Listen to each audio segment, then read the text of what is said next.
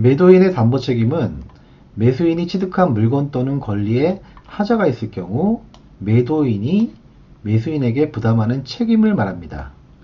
예를 들어서 매도인 갑이 매수인 을에게 이 부동산을 팔려고 하는 거예요.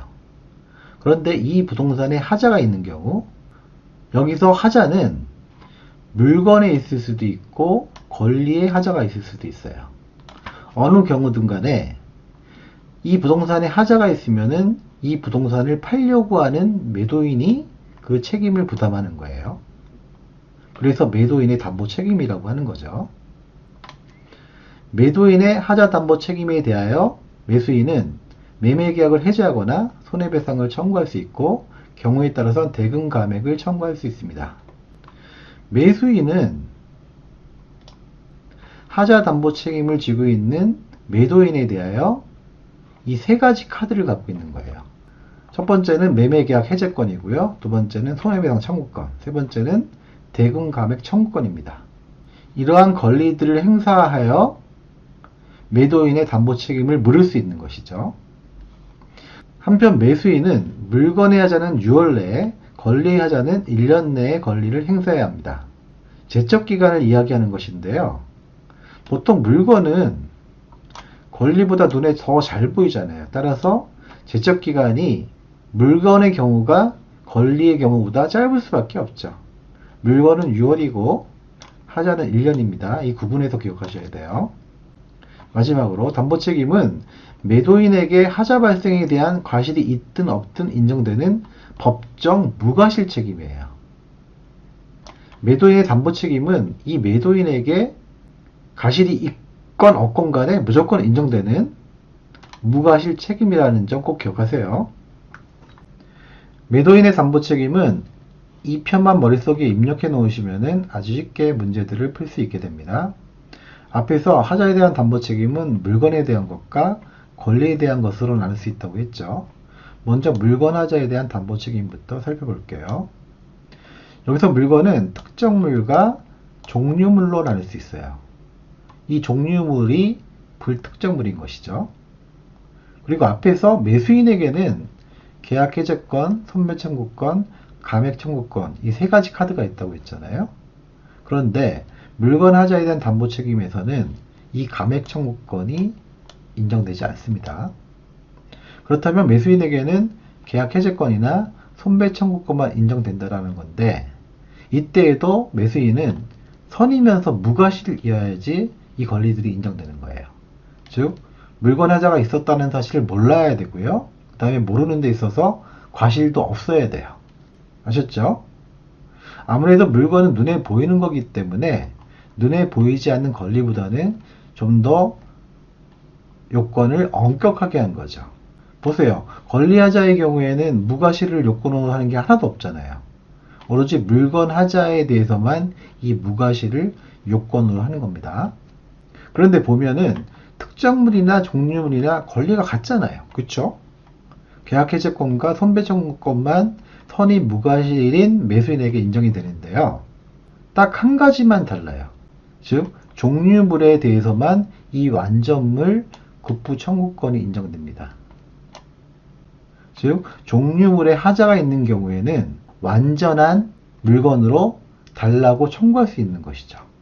아셨죠? 이 완전물 국부 청구권만 다른 거예요. 그리고 앞에서 제척기간은 물건의 경우가 권리보다 짧다고 했잖아요. 6개월입니다. 주의할 점은 법적 제한이나 장애는 이 권리하자가 아니라 물건하자로 봅니다. 우리 판례의 태도죠. 주의하세요. 문제 지문에 법적 제한, 장애 이런 것들이 나오면은 물건하자로 보고 문제를 풀어야 됩니다. 그리고 물건하자는 매매 계약 당시를 기준으로 판단합니다. 계약 당시예요.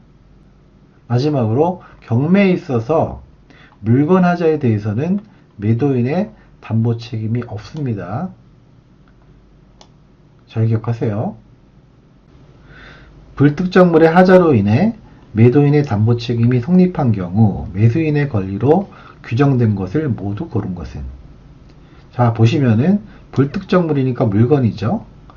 물건의 경우에는 대금 감액 청구권이 인정되지 않는다고 했잖아요. 즉 매수인에게는 이 계약 해제권이나 손배 청구권만 인정이 되는데, 불특정물, 다시 말해서 종류물의 경우에는 완전물 급부 청구권도 인정된다고 했죠. 따라서 답은 기역, 니은, 니을입니다. 4번이네요. 갑은 을로부터 X토지를 매수하여 상가형 건물을 신축할 계획이었으나 법령상의 제한으로 그 건물을 신축할 수 없게 되었다. 또한 토지 오염으로 통상적인 사용도 기대할 수 없었다. 다음 중 옳은 것은? 자, 문제 지문을 보면은 법령상의 제한 나왔죠. 이 법령상의 제한은 권리하자가 아니라 물건하자라고 했어요. 자, 1번 지문을 볼까요? 토지에 대한 법령상의 제한으로 건물 신축이 불가능하면 이는 매매 목적물의 하자에 해당한다. 그쵸? 법령상의 제한은 이러한 물건의 하자에 해당하는 거예요. 따라서 1번 지문이 맞고 답이죠.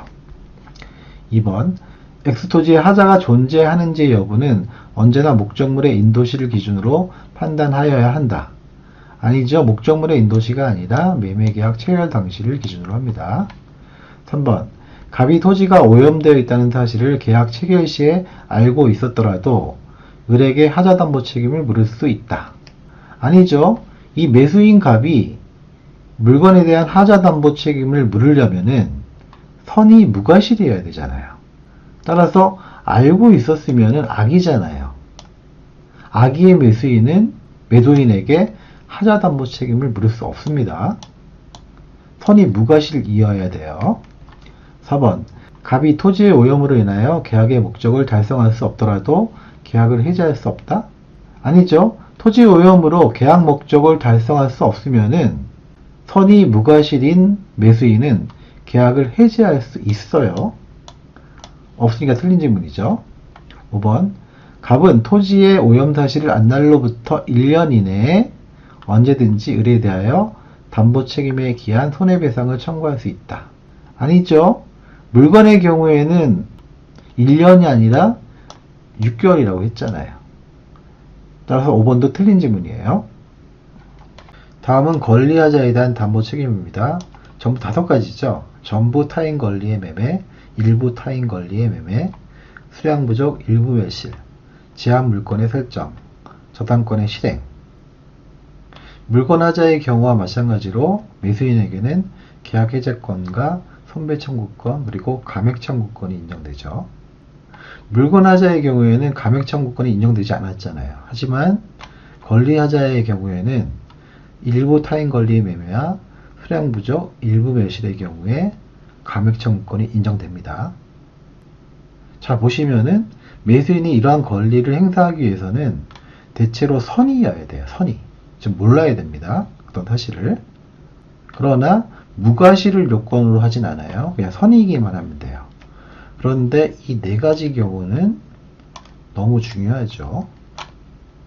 즉, 악의의 매수인에게도 인정되는 권리가 있는 거예요. 이거 시험에 너무 자주 나오죠. 자, 보시면은 전부 타인 권리의 매매에서 계약 해제권, 그리고 일부 타인 권리의 매매에서 감액 청구권, 그리고 저당권 실행에 있어서 계약 해제권과 손배 청구권. 이 4가지 경우에는 이 악의의 매수인에게도 인정되기 때문에 시험에 자주 출제됩니다. 반드시 암기하셔야 됩니다. 아셨죠? 그리고 수량 부족 일부 매실에 가끔 계약 체결상의 과실이 등장하는데요. 이런 지문이요. 그런데 계약 체결상의 과실은 원시적 전부 불능을 요건으로 하잖아요. 그런데 수량 부족이나 일부 매실은 말 그대로 부족, 일부잖아요. 전부가 아니잖아요. 따라서 수량 부족 일부 매실의 문제에서 계약 체결상의 과실 이런 지문이 나오면 무조건 틀린 거예요. 꼭 기억하세요. 그리고 우리 민법은 선의의 매도인에게도 계약 해제를 인정하는 특칙이 있어요. 뭐냐면은 매도인이 선의인 경우에 손해배상을 하고 계약을 해제할 수 있다는 거죠. 단 이때 매수인은 선의여야 돼요. 만약에 매수인이 악의인 경우에는 그냥 손해배상 없이 계약 해제만 하면 됩니다. 아셨죠? 선의의 매도인은 원칙적으로 손해배상하고 계약 해지할 수 있는데 이건 매수인이 선의인 경우예요. 만약에 매수인이 악의인 경우에는 손해배상 없이 그냥 계약 해지만 해도 됩니다. 권리하자의 경우 대체로 제척기간은 물건하자보다 길다고 했잖아요. 1년이고요. 그리고 전부 타인 권리 매매와 저당권 실행의 경우에는 제척기간에 제한이 없어요. 수량을 지정한 매매 목적물의 일부가 멸실된 경우 매도인의 담보 책임에 관한 설명으로 틀린 것은 일부 멸실의 문제인 것이죠. 자, 1번 수량을 지정한 매매란 특정물이 일정한 수량을 가지고 있다는데 주안을 두고 대금도 그 수량을 기준으로 정한 경우를 말한다. 그렇죠? 수량 지정 매매의 정의예요. 2번 악의의 매수인은 대금 감액과 손해배상을 청구할 수 있다? 아니죠. 일부 멸실의 경우 감액 청구나 손배 청구권을 매수인이 갖기 위해서는 선이어야 돼요. 악의면 안 돼요. 달리 말해서 일부 멸실의 경우에는 악의의 매수인이 행사할 수 있는 권리가 없어요. 다 선의의 매수인만 행사할 수 있습니다. 이 권리들을. 따라서 청구할 수 있다고 했기 때문에 2번이 틀린 질문이고 답이죠. 3번 선의의 매수인은 멸실된 부분의 비율로 대금 감액을 청구할 수 있다. 그쵸? 선의의 매수인이 감액 청구권을 행사할 수 있어요. 맞고요. 4번 잔존한 부분만이면 매수하지 아니하였을 때에는 선의의 매수인은 계약 전부를 해지할 수 있다. 그쵸? 선의의 매수인이 계약 해제권을 갖습니다. 5번 선의의 매수인은 일부 멸실의 사실 안날부터 1년 이내에 매도인의 담보 책임에 따른 매수인의 권리를 행사해야 된다. 그쵸? 권리하자의 경우에는 6개월이 아니라 1년이라고 했어요. 1년 맞죠? 따라서 5번도 맞는 지문입니다. 권리하자에 대한 매도인의 담보 책임과 관련하여 악의의 매수인에게 인정되는 권리로 옳은 것을 모두 고른 것은? 자, 악의의 매수인에게 인정되는 권리 되게 중요하다고 했잖아요. 이 네 가지입니다. 자, 기억. 권리 전부가 타인에게 속하여 매수인에게 이전할 수 없는 경우에 계약 해제권. 바로 이 경우죠. 전부 타인 권리 매매에 있어서 계약 해제권. 기억은 맞아요. 니은. 권리의 일부가 타인에게 속하여 그 권리의 일부를 매수인에게 이전할 수 없는 경우에 대금 감액 청구권. 이 경우죠. 일부 타인 권리 매매에 있어서 감액 청구권. 따라서 니은도 맞아요. 디귿. 목적물에 설정된 저당권의 실행으로 인하여 매수인이 소유권을 취득할 수 없는 경우에 계약 해제권. 이 경우죠. 저당권 실행의 경우 계약 해제권. 디귿도 맞죠. 리을. 목적물에 설정된 지상권에 의해 매수인의 권리 행사가 제한되어 계약 목적을 달성할 수 없는 경우에 계약 해제권. 이 경우죠. 제한권 설정의 경우 계약 해제권. 하지만 이 경우는 선의의 매수인만 행사할 수 있어요. 악의의 매수인은 행사할 수 없는 거죠. 따라서 니을은 틀린 지문이죠. 악의의 매수인에게 인정되는 권리를 고르는 문제이기 때문에 기억 니은 디귿이 답입니다. 5번이죠.